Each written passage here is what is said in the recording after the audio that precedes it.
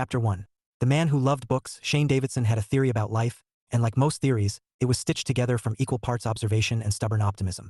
He believed that stories, real or imagined, were the glue that held humanity together. Times changed, technology sprinted ahead, but love was the constant. It was why, for centuries later, people still performed Shakespeare. Human nature didn't update like an app. No amount of social engineering could override 100,000 years of evolution. He said this often enough that his students at the junior college had started quoting him back during lectures. Professor Davidson, one of them had teased last week.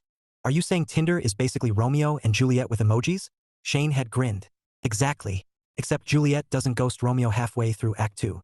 It was Saturday now, and Shane was off duty. No grading, no lectures, no debates about whether Gatsby was a tragic hero or just bad at life choices. Saturdays were sacred. They belonged to books, and more specifically to the old library downtown. The building was a relic from another era. 2 stories of red brick, white pillars across a porch, and double wooden doors that creaked like they were whispering secrets. Inside, the world slowed down. Dark wood paneling, parquet floors gleaming under shafts of sunlight, and the faint scent of paper and polish. Shane loved it all. He loved the hush, the way sounds softened against the walls, and the quiet companionship of shelves lined with stories. He pushed open the doors and stepped inside, exhaling like he'd been holding his breath all week. The first floor buzzed faintly with families in the children's section, but Shane headed for the second floor, the quiet zone, where books nobody read anymore waited like forgotten royalty. Today's mission was simple: light reading for the week. Something classic, something clever, and maybe something he could pretend was research if anyone asked. He wandered the aisles, fingers trailing along spines, until he had 3 titles tucked under his arm. At the checkout desk, he met her. She was new, or at least new to him. Mid-20s, maybe, with chestnut hair pulled into a loose bun and a smile that could make a man forget his own name. Her name tag read Sara, and when she looked up, Shane felt his brain short-circuit. "Good afternoon," she said, voice warm and lilting. "Find everything okay?" Yes, perfect." He cleared his throat, trying to sound like someone who didn't just forget how words worked. "These should keep me out of trouble." Sara smiled as she slid the books into a plastic bag. "Trouble's overrated. Reading is safer." "Depends on the book," Shane said, and immediately regretted it because now he sounded like he was flirting with a Dewey Decimal joke. But Sara laughed, a soft, genuine laugh that made his chest feel oddly light. "Fair point. Some stories are dangerous." She handed him the bag. "Enjoy your weekend, Mr. Davidson." Shane Davidson. "Well, enjoy your weekend, Mr. Davidson." Her smile lingered, and for one ridiculous second, Shane considered asking if she liked coffee, or Shakespeare, or oxygen. Anything to keep her talking. But then the moment passed, and he walked out with his books and a heart doing a strange little tap dance. At home, Shane dropped the bag on his kitchen counter and pulled out the books. 3 titles as expected.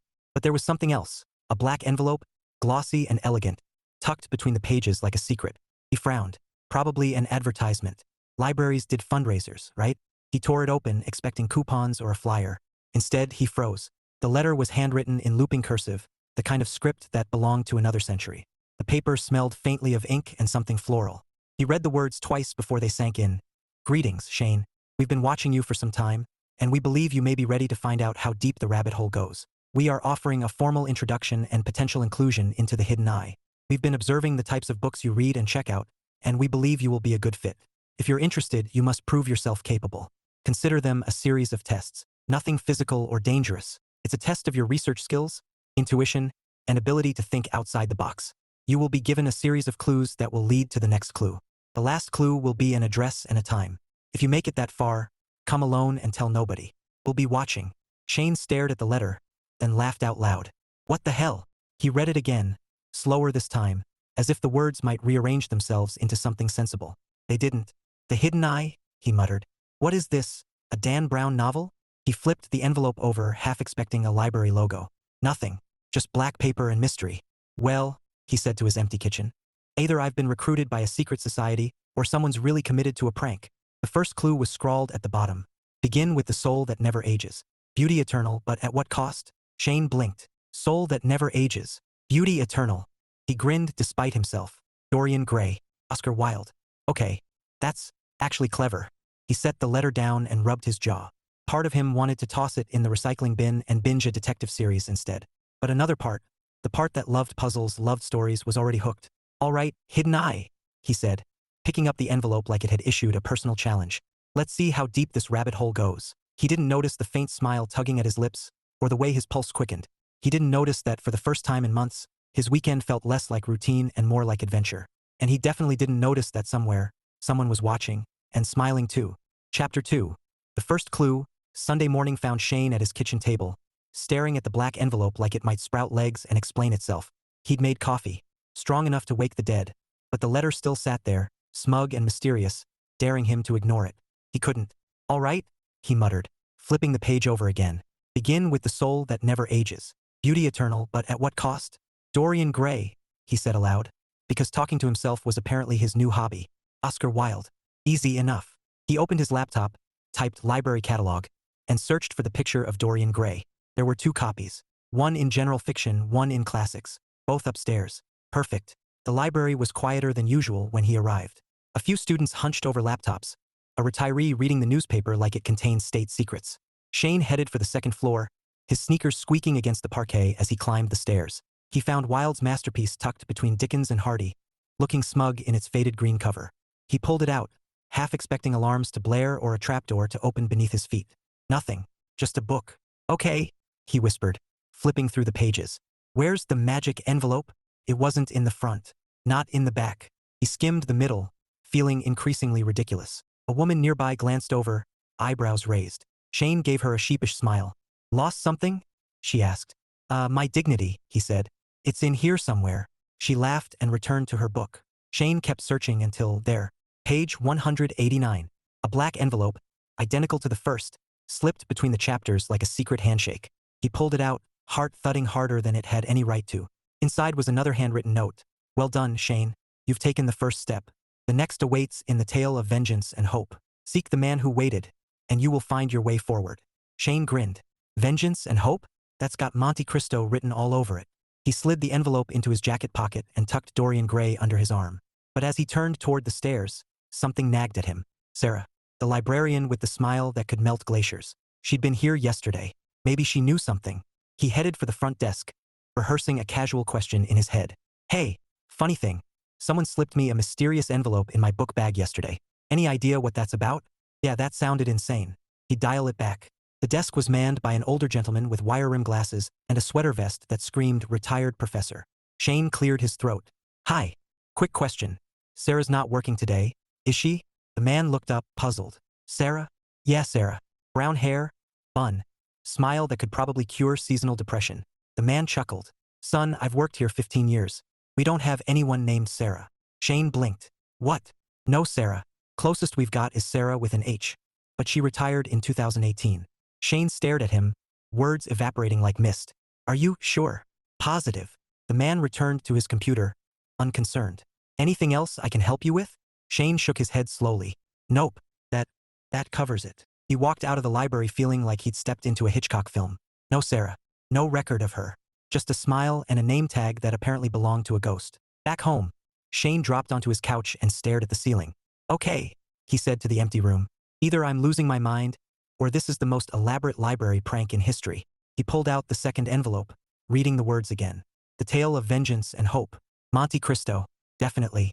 He'd check tomorrow. But as he set the envelope down, his phone buzzed with a text from his friend Mark. Beer tonight? Watching the game. Shane typed back. Can't. Busy. Mark replied instantly. Busy doing what? Shane stared at the screen, then typed. Solving a literary treasure hunt orchestrated by a possibly imaginary librarian. He deleted it and replaced it with grading papers. Because how do you explain this without sounding like you've joined a cult? He leaned back, smiling despite himself. This was ridiculous. It was absurd. And yet, he couldn't wait for tomorrow. Chapter 3. The second clue and a missing librarian. Monday afternoon, Shane walked into the library like a man on a mission. He'd spent the morning teaching Hamlet to a roomful of students who looked like they'd rather be anywhere else, and now he was ready for something less existential, like solving a literary scavenger hunt orchestrated by a phantom librarian. The second clue had been clear. The tale of vengeance and hope. Shane didn't need Google for that one. The Count of Monte Cristo was practically the blueprint for revenge fantasies. He headed straight for the classic section, weaving past a pair of teenagers whispering over manga and an elderly man muttering about overdue fines like they were a government conspiracy. There it was, Dumas bold and proud on the spine. Shane pulled the book free, heart thudding with anticipation. He flipped through the pages, scanning for the telltale black envelope. Nothing in the front. Nothing in the back. He rifled through the middle, feeling increasingly like a lunatic. Looking for buried treasure? A voice said behind him. Shane nearly dropped the book. He turned to see a woman in a bright yellow scarf, smiling like she just caught him trying to smuggle a Gutenberg Bible under his coat. Uh, something like that, Shane said, forcing a laugh. Just research. Research looks a lot like speed flipping, she teased, then wandered off before he could invent a clever comeback. Finally, page 482. The envelope slid out like a secret whispered in ink. Shane grinned, tucking it into his jacket before anyone else could notice. He opened it right there because patience was not his strong suit. Impressive, Shane. You're proving resourceful. The next step lies in the oldest journey of all, the voyage home. Seek the wanderer, and your path will be clear. Shane chuckled. The wanderer? The voyage home? That's the Odyssey. He shook his head, amused. Whoever was behind this had a flair for drama and a killer reading list. He slipped the envelope away and headed downstairs, determined to check out Homer before anyone else could ambush him with scarf-based sarcasm. But as he approached the front desk, his pulse quickened. Maybe Sara was here today. Maybe he could finally get some answers. The desk was manned by the same older gentleman from yesterday, sweater vest still clinging to its tenure-track dreams. Shane cleared his throat. Hi. Quick question. Sara's not working today either. Huh. The man looked up, brows knitting. Son, we've been through this. There's no Sara here. Shane frowned. Right, but yesterday I swear brown hair, bun, name tag that said Sara. She checked me out. The man chuckled softly, like Shane had just confessed to seeing Bigfoot in the periodical section. No Sara. No bun. No name tag. You sure you weren't at the coffee shop down the street? Shane stared at him. Pretty sure I know the difference between a latte and a library. The man shrugged. Well, if you see her again, let me know. Sounds like we could use the help. Shane walked out feeling like he'd stepped into a Kafka novel. No Sara. No explanation. Just a smile that haunted him and a mystery that kept getting stranger. Back home, he tossed Monte Cristo on the couch and pulled out the envelope again. The Odyssey. He'd grab it tomorrow. For now, he needed to process the fact that either he was hallucinating, or he'd been recruited by the world's most literary secret society. He poured himself a drink, something stronger than coffee, and stared at the ceiling. Okay, he said aloud. If this ends with me waking up in a bathtub full of ice, I'm suing. His phone buzzed. Mark again. Still grading papers? Or did you join a cult? Shane smirked and typed back. Define cult. Tomorrow he'd find the Odyssey. And maybe, just maybe, he'd find Sara too. If she was real. Chapter 4. The third clue in Rising Stakes. Tuesday afternoon. Shane strode into the library like a man who decided to embrace his own absurdity. He wasn't just a literature professor anymore. He was a detective in a tweed jacket, chasing clues through the stacks. If this ended with him wearing a monocle and quoting Poirot, so be it. The clue had been clear. The oldest journey of all, the voyage home. Seek the wanderer. That was Homer's Odyssey, no question. Shane headed straight for the classic section, weaving past a group of teenagers filming a TikTok dance in front of the biographies. He muttered something about civilization collapsing and pressed on. There it was, Homer, sitting smugly on the shelf like it had been waiting for him since 700 BC. Shane pulled the book free, heart thudding harder than it had any right to. He flipped through the pages, scanning for the envelope. Nothing in the front. Nothing in the back. He rifled through the middle, feeling like a man searching for Atlantis. Finally, page 327. A white envelope with gold trim slid out like a royal invitation. Shane stared at it, pulse quickening. This was different, elegant, final. He opened it carefully, half expecting a puff of smoke or a Latin incantation. Inside was a single card, embossed in gold. Congratulations, Shane. You've proven yourself worthy. Your journey ends where it began. 3 nights from now after hours. Come alone. Tell no one. We'll be watching. Below that, in neat script, library. 9 p.m. Shane exhaled slowly, the weight of the moment settling in. 3 nights. After hours. Alone. He imagined the possibilities. Secret handshakes, candlelit rituals, maybe a password involving obscure Greek epithets. Or, knowing his luck, a group of retirees playing Scrabble in Latin. He tucked the envelope into his jacket and headed downstairs, scanning the front desk out of habit. No Sara. Just the same older gentleman. Sweater vest still clinging to its tenure-track dreams. Shane considered asking again, but what was the point? Either Sara was a figment of his imagination, or she was part of this whole elaborate game. Outside, the winter air bit at his cheeks as he walked to his car. His mind buzzed with questions. Who were we? Why him? And most importantly, why did the thought of Sara keep sneaking into every theory he concocted? Back home, Shane tossed the Odyssey on the couch and stared at the envelope like it might whisper secrets if he stared hard enough. 3 days. That was plenty of time to overthink everything. He poured himself a drink and opened his laptop, because curiosity was a beast that refused to be leashed. He typed the hidden eye into Google, half expecting to find conspiracy theories about Illuminati spin-offs or underground book cults. Instead, he got an optometrist in Ohio and a blog about mindfulness. Great, he muttered. Either they're really good at staying hidden, or I'm about to join a support group for cataracts. His phone buzzed. Mark again. Still grading papers? Or have you started your cult yet? Shane smirked and typed back. Not a cult. More like a book club with trust issues. Mark replied instantly, you need therapy. Shane laughed, but as he set the phone down, his smile faded into something softer. Because beneath the jokes and the mystery, there was a flicker of excitement he hadn't felt in years. Something was happening. Something unexpected. Something that made his pulse race and his thoughts wander to a woman with a smile like sunlight. If she was real. 3 nights from now, he'd find out. Chapter 5. Preparations and comic missteps. 3 days. That's what the envelope had given him. 3 days to prepare for what sounded like the most dramatic book club meeting in history. Shane Davidson had never been good at waiting, and now he had 72 hours to spiral into a vortex of overthinking. By Wednesday night, his living room looked like the aftermath of a literary-themed panic attack. 2 shirts lay draped over the couch like fallen soldiers. A blazer hung from a chair, glaring at him with judgmental lapels. Shane stood in the middle of it all, holding a tie like it was a snake he wasn't sure was venomous. Do secret societies wear ties? He asked the empty room. Or is that too? Illuminati board meeting. He tossed the tie aside and grabbed his laptop, because when in doubt, consult the oracle of modern wisdom. Google. He typed, secret society etiquette and hit enter. The results were not helpful. How to join the Freemasons. Signs you're in a cult. 10 ways to escape a pyramid scheme. Fantastic, Shane muttered. I'm either about to learn a handshake or sell essential oils. He refined his search. Literary secret society etiquette. Google responded with a blog post titled, How to Host a Murder Mystery Dinner. Shane skimmed it, then laughed out loud.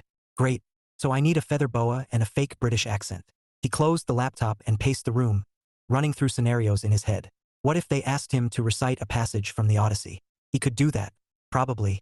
What if they blindfolded him and made him swear allegiance to Homer? Less likely, but still possible. And then there was Sara, the librarian who might not exist. The woman with the smile that had been haunting him like a sonnet.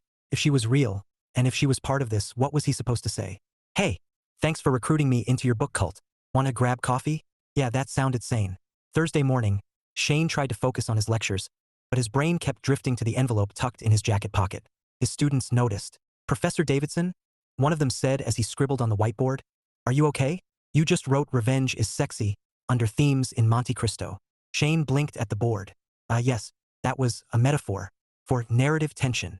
The class stared at him like he'd just confessed to being a Bond villain. Shane cleared his throat and moved on to the Odyssey, which felt ironic given his current quest. By Friday night, Shane had settled on an outfit. Dark jeans, a crisp button-down, and the blazer that had been silently judging him all week. Casual but not sloppy. Mysterious, but not like he was auditioning for a vampire drama. He practiced introductions in the mirror. Hello, I'm Shane.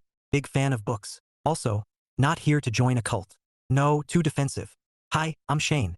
Love literature, hate pyramid schemes. Stop mentioning pyramid schemes. Finally, he gave up and poured himself a glass of wine.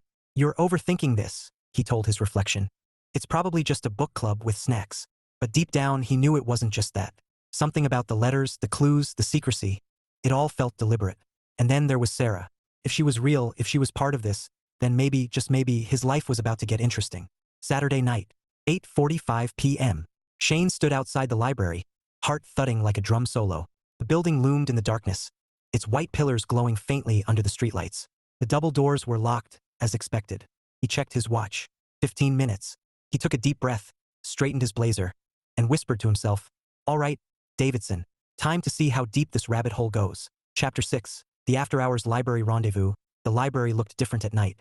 Shadows stretched long across the steps, and the white pillars glowed faintly under the streetlights like sentinels guarding secrets.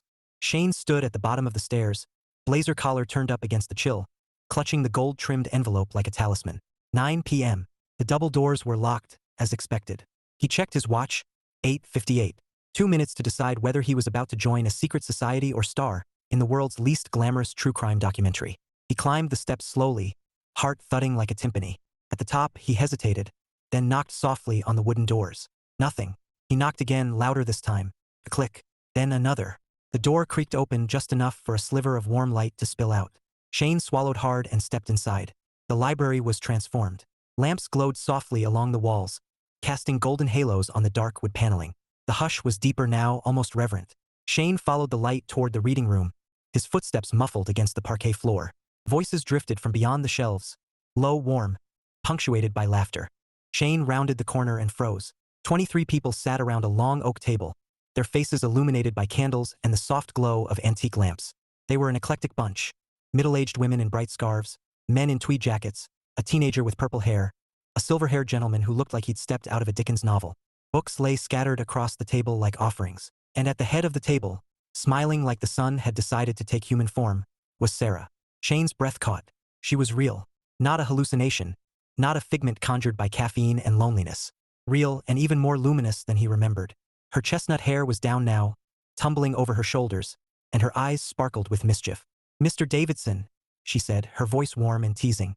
"Welcome to the Hidden Eye." Shane blinked. You're real." Sara laughed, and the sound was like music in the quiet room. "I hope so. Otherwise, this is going to be very awkward." He stepped closer, still trying to process the scene. "So, this isn't a cult." "Not unless you consider literature a religion," she said, gesturing to the table. "We're a reading society. We love mysteries on the page and in real life. Every year, we recruit one new member with a challenge." "You passed." Shane stared at her, then at the group, then back at her. "So all those envelopes, the clues, part of the game," Sara said, her smile widening. "You were fun to watch." "Watch?" Shane echoed, his voice cracking slightly. "You were watching me?" "Of course," she said lightly. "We had to make sure you were the right fit. And you were.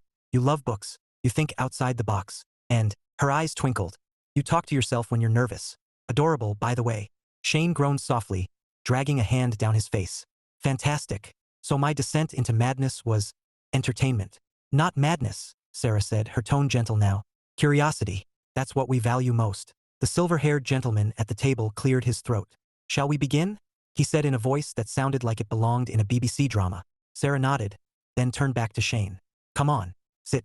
Tonight's the reveal." Shane hesitated, then slid into the empty chair beside her, his pulse still racing. He glanced around the table, at the candles, the books, the faces smiling at him like he'd just joined the world's most charming conspiracy. And for the first time in years, Shane felt something he hadn't felt in a long time, like he was exactly where he was supposed to be. Chapter 7. Dinner and Revelations. The long oak table gleamed under the soft glow of antique lamps, its surface scattered with books, candles, and plates of food that smelled far too good for a secret society meeting. Shane sat at the end, still trying to process the fact that he wasn't about to be blindfolded and sworn into a cult. Instead, he was apparently about to have dinner with 23 strangers who looked like they'd stepped out of a Wes Anderson film. Sara moved gracefully around the table, pouring wine into mismatched glasses. When she reached Shane, she leaned in just enough for him to catch the faint scent of vanilla and old books, a combination that should have been illegal for how distracting it was. "Red or white?" she asked, her voice warm and teasing. Yes," Shane said, then winced. "I mean red. Definitely red." Sara smiled like she was filing that away for later. "Good choice." She poured, then slid the glass toward him. "Relax, Shane. You're among friends." "Friends."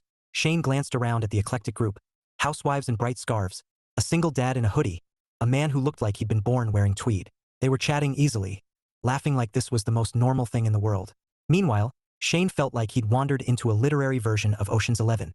The silver-haired gentleman at the head of the table cleared his throat. "Welcome, everyone," he said in a voice that sounded like it belonged in a BBC drama. "Tonight, we reveal the mystery." Shane perked up. "Finally, answers." He leaned forward, ready for something dramatic. A hidden treasure? A centuries-old secret? Maybe a map etched into the spine of the Odyssey. Sara took her seat beside him, her eyes sparkling with amusement. "Each year," she explained, "we create a literary puzzle for a new member. The clues lead to classic works, and the final invitation brings them here. It's our way of finding people who love stories as much as we do." Shane blinked. "So, no treasure? No ancient conspiracy?" Sara laughed, and the sound was like music in the quiet room. "Sorry to disappoint. Just dinner and good company." Shane groaned softly, dragging a hand down his face. "Fantastic. I spent 3 days preparing for a cult initiation, and it's a book club with snacks." "Not just snacks," Sara said, gesturing to the table. "We take food very seriously." Shane glanced at the spread. Roast chicken, artisan bread, salads that looked like they belonged in a magazine. "Okay," he admitted. "This is better than snacks." The silver-haired gentleman raised his glass. "To literature," he said, "and to our newest member." Everyone echoed the toast, glasses clinking. Shane lifted his own, feeling a strange warmth in his chest, not just from the wine, but from the laughter, the camaraderie, the sense that maybe he'd stumbled into something wonderful. As the meal unfolded, the group shared their theories about the clues. Shane listened, fascinated, until someone asked, "So, Shane, what did you think the hidden eye was?" He hesitated, then decided honesty was the best policy. A secret society." Possibly a cult. At one point, I thought you were going to make me memorize Latin and sacrifice a goat. The table erupted in laughter. Sara laughed hardest of all, her hand brushing his arm as she leaned in. A goat? Really? Hey, Shane said, grinning now. You told me to come alone and tell no one. That's cult language. Sara shook her head, still laughing. You're ridiculous. Ridiculous and punctual, Shane said. That has to count for something. It does, she said softly, her eyes meeting his. For a moment, the room faded. The laughter, the candles, the clinking glasses, and it was just the two of them, sharing a smile that felt like the start of something. By the time dessert arrived, a chocolate torte that could have solved world peace, Shane realized something. He'd come here chasing a mystery, and he'd found one. Not in the envelopes or the clues, but in the woman sitting beside him, laughing like she'd been waiting for him all along. And for the first time in years, Shane didn't want the story to end. Chapter 8. Sparks fly, the dinner had wound down, the candles burned low, and laughter lingered like the last notes of a song. Most of the group had drifted toward the shelves, chatting in clusters, refilling glasses, debating whether Anna Karenina was a tragedy or a cautionary tale about train schedules. Shane stayed at the table, nursing the last sip of his wine and wondering if his heart had always beaten this fast or if Sara had rewired his cardiovascular system. She was across the room, laughing with the silver-haired gentleman, her hair catching the lamplight like spun gold. Every time she smiled, Shane felt something inside him tilt, like gravity had decided to play favorites. Then she turned, caught his gaze and walked toward him. Shane sat up straighter, trying to look casual and failing spectacularly. His brain scrambled for something clever, something charming, something that didn't sound like, "Hi, I'm Shane, and I've been mentally composing sonnets about your smile for 3 days." Sara slid into the chair beside him, her eyes warm and amused. "You survived," she said softly. "Barely," Shane replied. "I was prepared for goat sacrifices and Latin oaths. Instead, I got roast chicken and chocolate torte. Honestly, I feel cheated." Sara laughed, and Shane swore the sound could have cured seasonal depression. "You're ridiculous. Ridiculous and punctual," Shane said, grinning. "That has to count for something." "It does," she said, her voice dropping just enough to make his pulse trip over itself.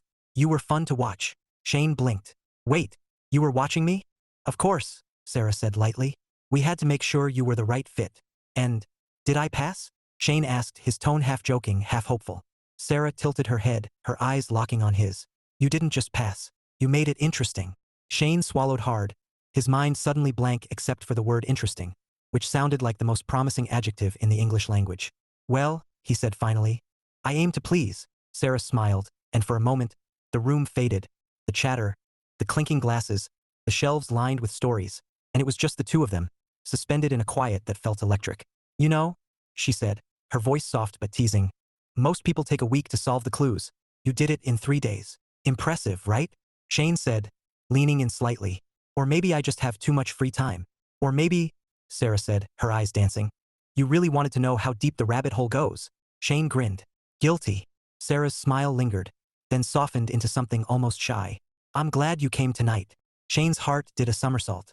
"Me too," he said quietly. "More than you know."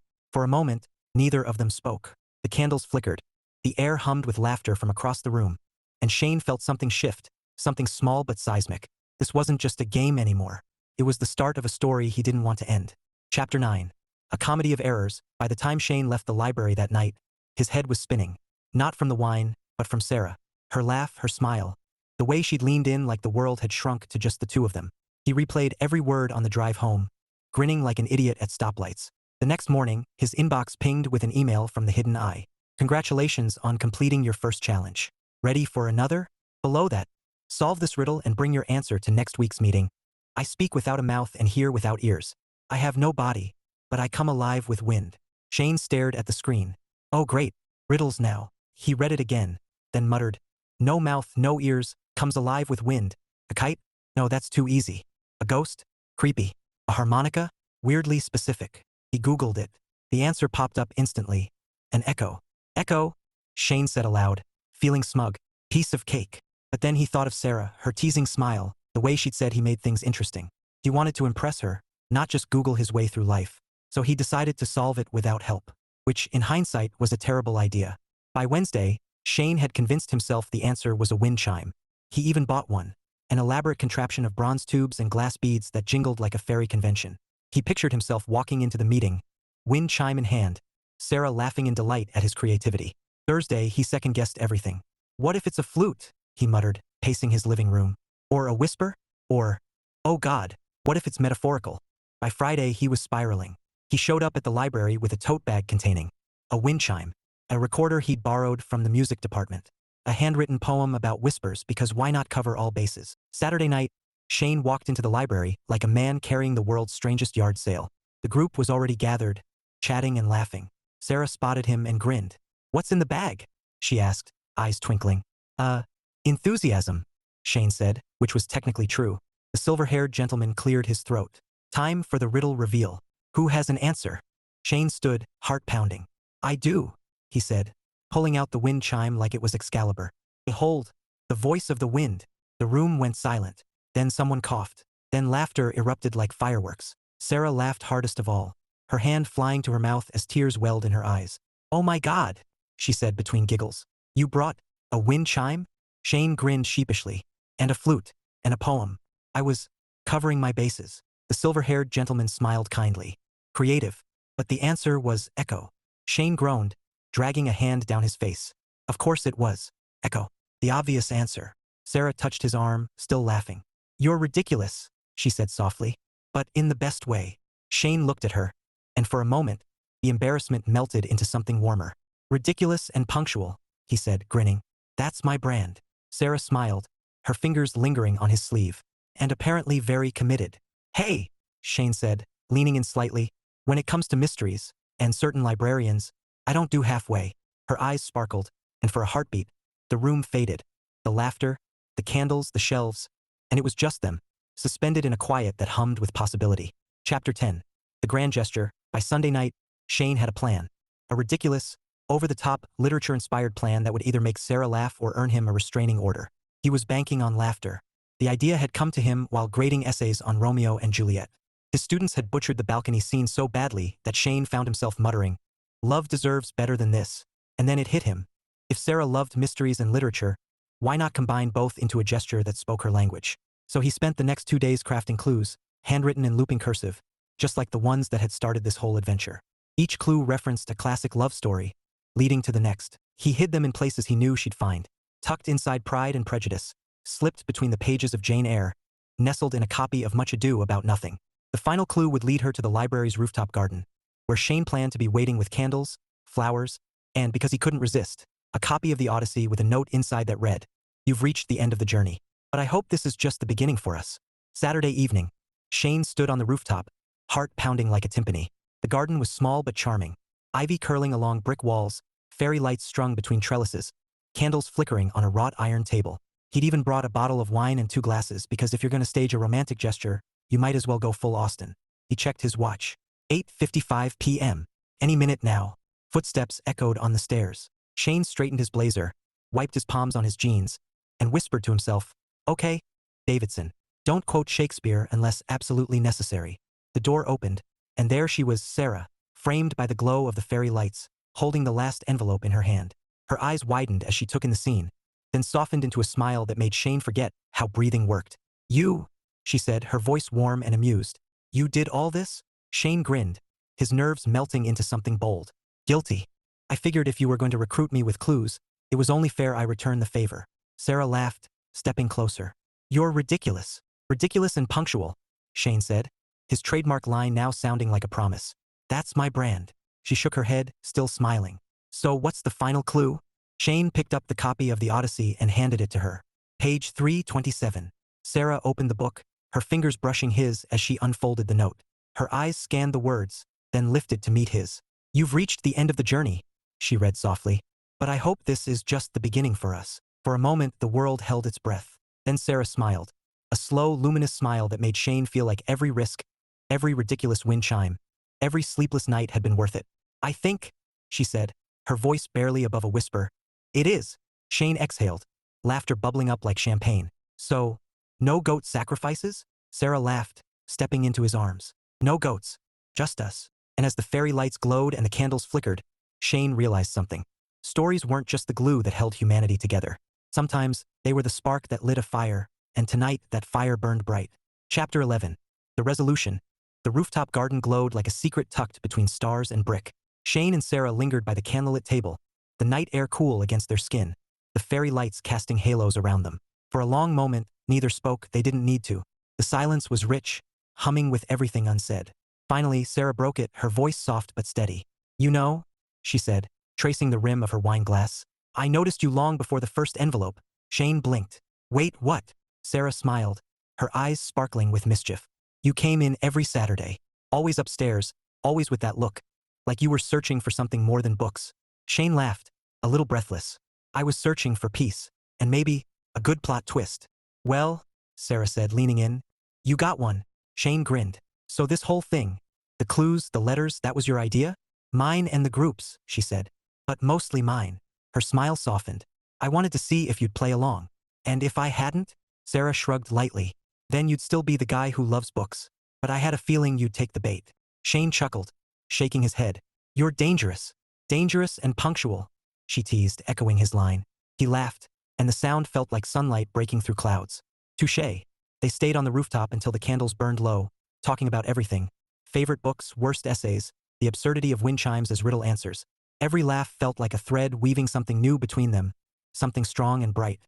When they finally descended to the reading room, the group was waiting, glasses raised, faces glowing with curiosity and delight. "Well?" the silver-haired gentleman asked, his voice rich with amusement. "Did our newest member enjoy the grand finale?" Shane glanced at Sara, then back at the group. "More than you know." The room erupted in cheers and laughter. Someone popped a bottle of champagne. Glasses clinked, voices rose, and Shane found himself swept into a celebration that felt less like a club meeting and more like a family gathering. Sara stayed close, her hand brushing his as they toasted. "Welcome to the Hidden Eye," she whispered. Shane smiled, his heart full. "Best mystery I've ever solved." Later, as the night wound down and the group drifted home, Shane walked Sara to her car under a sky freckled with stars. He hesitated, then said softly, "So, coffee next time? Or do we stick to rooftop gardens and riddles?" Sara laughed, unlocking her door. "Coffee sounds perfect, but keep the riddles. They suit you." Shane grinned. "Deal." And as she drove away, Shane stood under the streetlight, feeling something he hadn't felt in years, a sense of beginning. Because stories weren't just things you read. Sometimes they were things you lived. And this one was just getting started. Chapter 12. Epilogue, Love and Literature. The library was quiet again, just as Shane liked it. Sunlight streamed through tall windows, painting golden stripes across the parquet floor. He sat at his usual table on the second floor, a stack of essays waiting for his red pen, but his mind wasn't on grading. It was on Sara. 2 weeks had passed since the rooftop garden, and life had shifted in ways both subtle and seismic. Coffee dates had turned into long walks, shared laughter had turned into late-night conversations, and Shane had discovered something he'd always suspected but never truly believed. Sometimes, the best stories aren't written, they're lived. He glanced at the shelves, at the rows of spines lined like soldiers, and smiled. Books had always been his first love, but now they were something more. A bridge, a spark, a thread that had woven 2 lives together. All because of a game, a handful of clues, and a woman who understood that mystery wasn't just about finding answers. It was about finding connection. Shane picked up his pen, then paused, his gaze drifting to the window where sunlight danced like laughter. He thought of his favorite line, the one he'd repeated so often his students could quote it back to him. "Times change, but love is a constant." He smiled, the truth of it settling deep in his bones. For 100 years after Shakespeare, a man could still fall head over heels because of a smile, a story, and a little leap of faith. Human nature was human nature, and thank God for that. Shane set down his pen, pulled out his phone, and typed a message. "Dinner tonight? I promise, no riddles." Seconds later, her reply lit up the screen. "Dinner sounds perfect, but keep the riddles. They suit you." Shane laughed softly, sliding the phone into his pocket. Then he opened the first essay and wrote in the margin, "Great analysis. But remember, every story needs a spark." And as the library hummed with quiet, Shane Davidson, professor, romantic, accidental detective, realized his own story had just begun.